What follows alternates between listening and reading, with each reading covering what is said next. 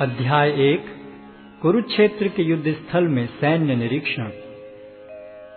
धृतराष्ट्र ने कहा, हे संजय, धर्मभूमि कुरुक्षेत्र में युद्ध की इच्छा से एकत्र हुए मेरे तथा पांडु के पुत्रों ने क्या किया?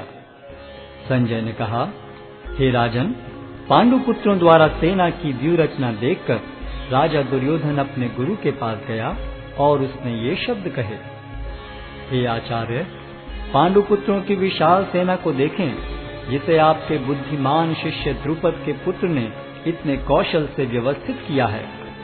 इस सेना में भीम तथा अर्जुन के समान युद्ध करने वाले अनेक वीर धनुर्धर हैं, यथा महारथी युयुधान, विराट तथा द्रुपद। इनके साथ ही धृष्टकेतु, चेकितान, काशीराज, पुरुजित, कुंतीभोज तथा शैब्य जैसे महान शक्तिशाली योद्धा भी हैं। पराक्रमी युधामन्यु, अत्यंत शक्तिशाली उत्तमौजा, सुभद्रा का पुत्र तथा द्रौपदी के पुत्र, ये सभी महारथी हैं। किंतु हे ब्राह्मण श्रेष्ठ, आपकी सूचना के लिए मैं अपनी सेना के उन नायकों के विषय में बताना चाहूंगा जो मेरी सेना को संचालित करने में विशेष रूप से निपुण हैं।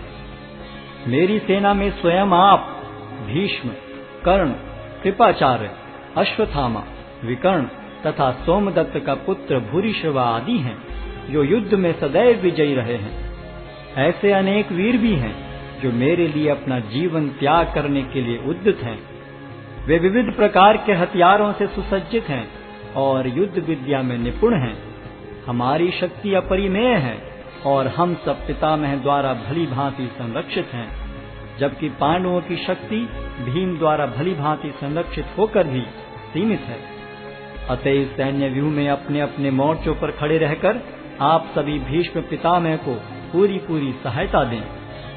तब कुरुवंश के वयोवृद्ध परम प्रतापी एवं वृद्ध पितामह ने सिंह गर्जन की सी ध्वनि करने वाले अपने शंख को उच्च स्वर में बजाया, जिससे दुर्योधन को हर्ष हुआ।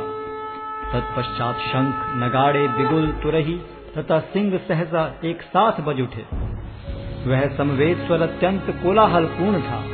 दूसरी ओर से श्वेत घोड़ों द्वारा खींचे जाने वाले विशाल रथ पर आसीन कृष्ण तथा अर्जुन ने अपने अपने दिव्य शंख बजाए। भगवान कृष्ण ने अपना पांचजन्य शंख बजाया, अर्जुन ने देवदत्त शंख तथा अति भौजी एवं अति मानवीय कार्य करने वाले भीम ने पौंड्र नामक भयंकर शंख बजाया।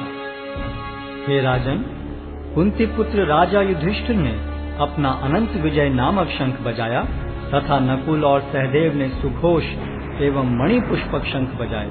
महान धनुर्धर काशीराज, परम योद्धा शिखंडी, धृष्टद्युम्न, विराट, अजय सात्यकी, द्रुपद, द्रौपदी के पुत्र तथा सुभद्रा के महाबाहु पुत्र आदि सबों ने अपने अपने शंख बजाए। इन विभिन्न शंखों की ध्वनि कोलाहल पूर्ण बन गई, जो आकाश तथा पृथ्वी को शब्दायमान करती हुई धृतराष्ट्र के पुत्रों के हृदय को विदीर्ण करने लगी। उस समय हनुमान से अंकित ध्वजा लगे रथ पर आसीन पांडु पुत्र अर्जुन अपना धनुष उठाकर तीर चलाने के लिए उद्यत हुआ।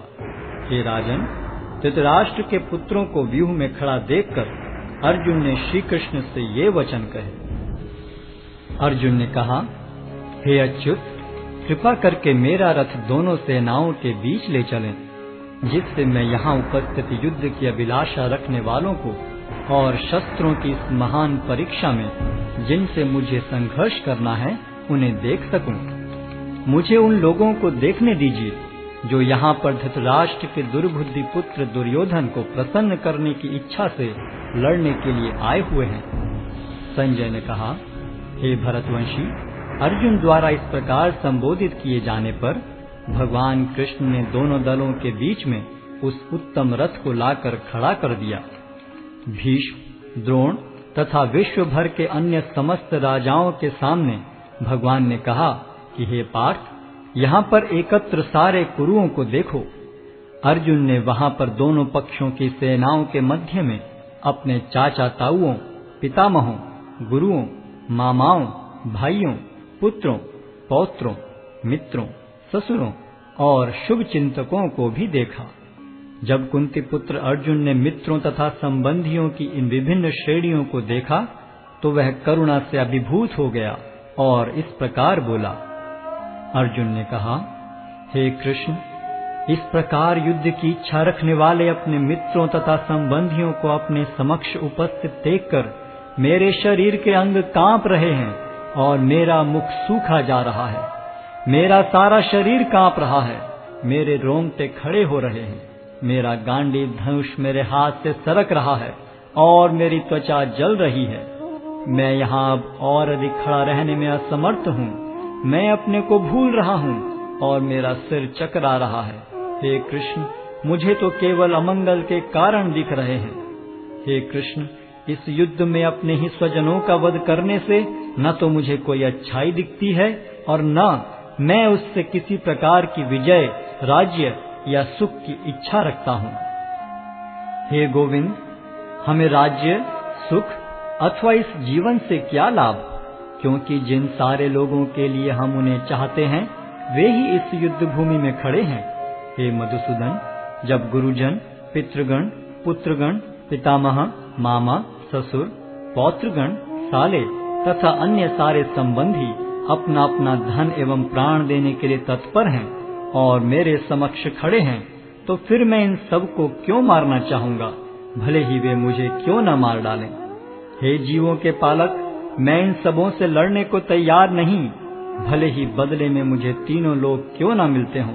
इस पृथ्वी की तो बात ही छोड़ दें। भला धृतराष्ट्र के पुत्रों को मारकर हमें कौन सी प्रसन्नता मिलेगी। यदि हम ऐसे आतताइयों का वध करते हैं तो हम पर पाप चढ़ेगा। अतः यह उचित नहीं होगा कि हम धृतराष्ट्र के पुत्रों तथा उनके मित्रों का वध करें। हे लक्ष्मीपति कृष्ण, इससे हमें क्या लाभ होगा और अपने ही कुटुंबियों को मारकर हम किस प्रकार सुखी हो सकते हैं। हे जनार्दन, यद्यपि लोक से अभिभूत चित्त वाले ये लोग अपने परिवार को मारने या अपने मित्रों से द्रोह करने में कोई दोष नहीं देखते, किंतु हम लोग जो परिवार के विनष्ट करने में अपराध देख सकते हैं, ऐसे पाप कर्मों में क्यों प्रवृत्त हों। कुल का नाश होने पर सनातन कुल परंपरा नष्ट हो जाती है और इस तरह शेष कुल भी अधर्म में प्रवृत्त हो जाता है। हे कृष्ण, जब कुल में अधर्म प्रमुख हो जाता है तो कुल की स्त्रियां दूषित हो जाती हैं और स्त्रीत्व के पतन से हे वृष्णिवंशी अवांछित संतानें उत्पन्न होती हैं। अवांछित संतानों की वृद्धि से निश्चय ही परिवार के लिए तथा पारिवारिक परंपरा को विनष्ट करने वालों के लिए नारकीय जीवन उत्पन्न होता है। ऐसे पतित कुलों के पुरखे गिर जाते हैं, क्योंकि उन्हें जल तथा पिंडदान देने की क्रियाएं समाप्त हो जाती हैं।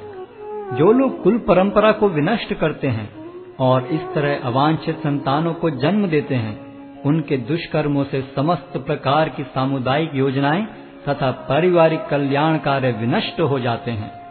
हे प्रजापालक कृष्ण, मैंने गुरु परंपरा से सुना है कि जो लोग कुल धर्म का विनाश करते हैं वे सदैव नरक में वास करते हैं। ओहो, कितने आश्चर्य की बात है कि हम सब जघन्य पाप कर्म करने के लिए उद्यत हो रहे हैं। राज्य सुख भोगने की इच्छा से प्रेरित होकर हम अपने ही संबंधियों को मारने पर तुले हैं। यदि शस्त्रधारी धृतराष्ट्र के पुत्र मुझ निहत्थे तथा रणभूमि में प्रतिरोध न करने वाले को मारें तो यह मेरे लिए श्रेयस्कर होगा। संजय ने कहा, युद्ध भूमि में इस प्रकार कहकर अर्जुन ने अपना धनुष तथा बाण एक ओर रख दिया और शोक संतप्त चित्त से रथ के आसन पर बैठ गया।